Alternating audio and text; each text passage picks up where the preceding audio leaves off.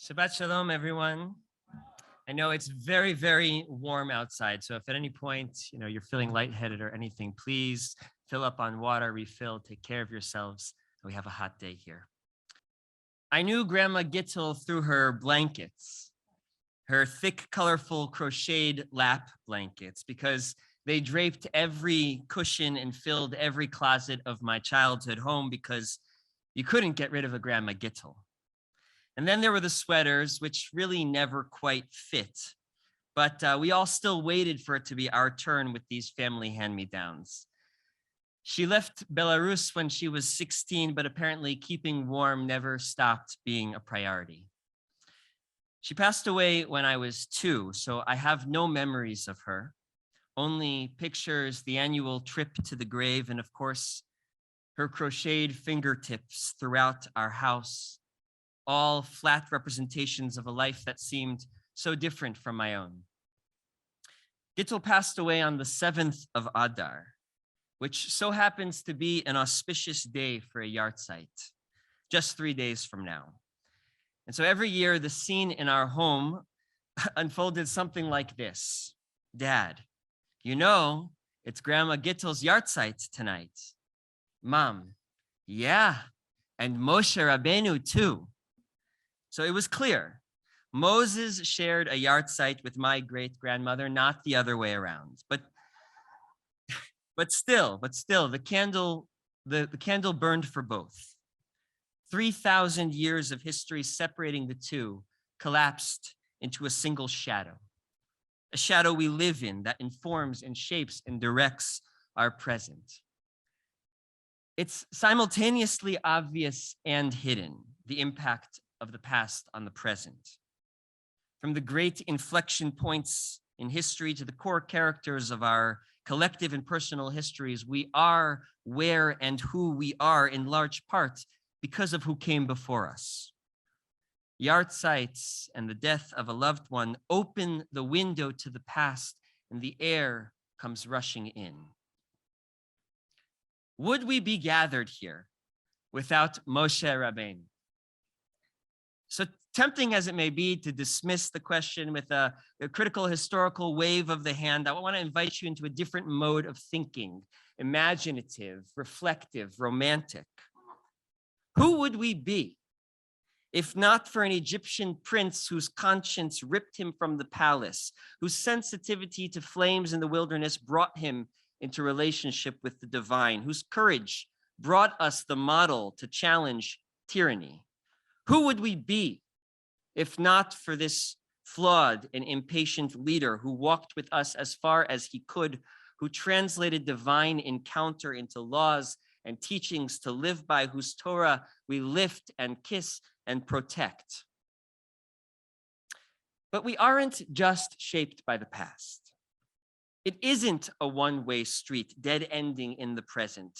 We continue to be in active relationship with our loved ones, even after they die.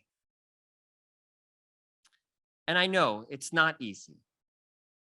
Often it's painful. And the gap between the living and deceased may feel impossibly wide. And yet, working to maintain the connection is what our tradition asks of us. When we say Zichronam Livracha, may their memories endure as a blessing, we carry a responsibility to be stewards of that blessing. Caring for the deceased means advancing their core values, their life work and dreams.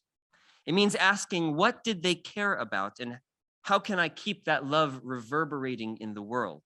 It means wondering, what would mom say when we're lost, and then listening for her voice.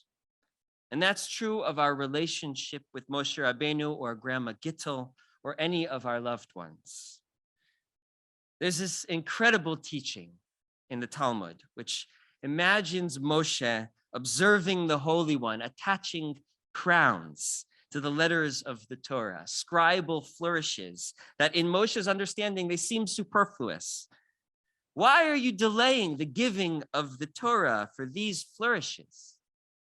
And God responds that generations from now, a sage by the name of Akiva ben Yosef would come along and derive mounds and mounds of new teachings from these crowns. So Moshe demands to meet him. And no later, Moshe is sitting in Rabbi Akiva's classroom, and he doesn't understand a word of what's being taught. Moshe, the greatest prophet in our tradition, lost in a discussion about Torah. But when the students asked Rabbi Akiva from where he derived a particular teaching, he responded, Halacha Moshe mi Sinai. This law was given to Moshe at Mount Sinai. And Moshe was relieved. Why? Because he understood at that moment that his descendants were still in conversation with him, that they sought to understand what their great-great-great-grandfather had taught. They're advancing, evolving his life's work. And even if it's foreign in certain respects, the relationship has not been broken. And every Friday before sundown, Grandma Gittel and her husband Robert would empty the change from their pockets and place it in the tzedakah box, as my parents do, as my family does. In a way, Gittel is still giving through our hands. But it isn't only on us as individuals to care for our loved ones after they die. Community can and should play a crucial role, at times holding responsibilities that are too much for the recently bereaved to manage. We form a network of obligation to each other's deceased, collective stewardship of both the living and the dead. Jewish mourning rituals express this value so clearly and poignantly. At funerals, each of us place earth on the coffin. We create 2 rows for the mourners to walk through, a physical and symbolic way of saying, we're holding you. We show up for Shiva, to share and uplift memory, to feed and comfort, to create space for grief. And we honor the long journey of loss with daily re-entry into community to recite Mourner's Kaddish. We carry these responsibilities together. And within our community, this community, we've also formed a Chevrodisa, a society of holy friends who step in at one of the most painful and chaotic moments of loss, the time between death and burial. The Chevrodisha's work is traditionally referred to as Chesed Shel Emet, the truest form of loving kindness, love that cannot be repaid, love that expects nothing in return. And today is a fitting day to uplift the work of the Chevrodisa, because the 7th of Adar doesn't just belong to Gittel or Moshe. It's traditionally a day to acknowledge the sacred service of the Chevrodisa. Our tradition teaches that no humans were involved with Moshe's burial. God alone took care of this moment. But Moshe, of course, is the exception. The 7th of Adar stands out to remind us of this critical role these dedicated volunteers play in caring for the deceased, and by extension, the bereaved and the wider community. Thus far, our Chevra has stepped in for Shmira and Tahara. Both operate in 2 realms, the spiritual and physical. Our Shomrim guard the body and soul, accompanying the deceased in this liminal moment. Whether virtually or at the mortuary, Shomrim sit in shifts, opening their hearts in prayer and meditation, holding the image of the deceased with intentionality, love, and compassion. Our tradition believes that the soul's journey back to its source takes time, and the loving presence of the Chevra guides the soul in this transition. And our Chevra has more recently learned the practice of Tahara, the preparation of the body for burial.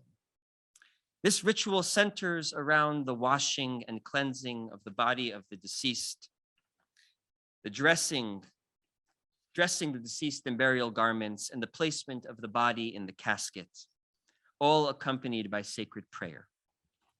The defining value of this space is Kvod Hamet, maintaining the dignity of the deceased through modesty, through gentle touch and focus. In a community Chevrodisa like our own, it's often the case that a member of the Tahara team knew the deceased and is able to share a story or image of who this person was in life. Now, I want to say that the work of the Chevrodisa isn't for everyone, and that's okay. Right? As Addison beautifully taught us this morning, sacred space is built through a wide spectrum of gifts. And there are 80 people in this community who have already joined, which is a tremendous blessing and testament to the goodness of this community. And we're still learning, still growing. In the next month, please keep an eye out for further opportunities to learn more about our Chevrodisa. And we hope that you'll join this society of holy friends. There's much more to say about this chevra than our time permits, but I want to close with one piece of liturgy from Tahara that I feel powerfully illustrates our belief that we continue to be in relationship with loved ones even after they depart.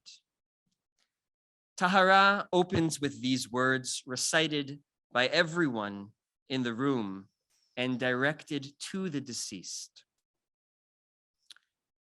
We ask your forgiveness for any distress we may cause you during Tahara. We will do everything possible to ensure that you are treated with respect and that all the elements of Tahara are properly completed. Everything we're about to do is for the sake of your honor. And it's not only the dedication to service and humility of these words that are so profound. It's the second person, the you, that we're speaking to. It's the belief that even though the relationship is fundamentally different than when you were living, we're still in relationship. We hold that connection as individuals and as community, livracha, as a blessing. May we walk with and be accompanied by those who came before us. Shabbat shalom.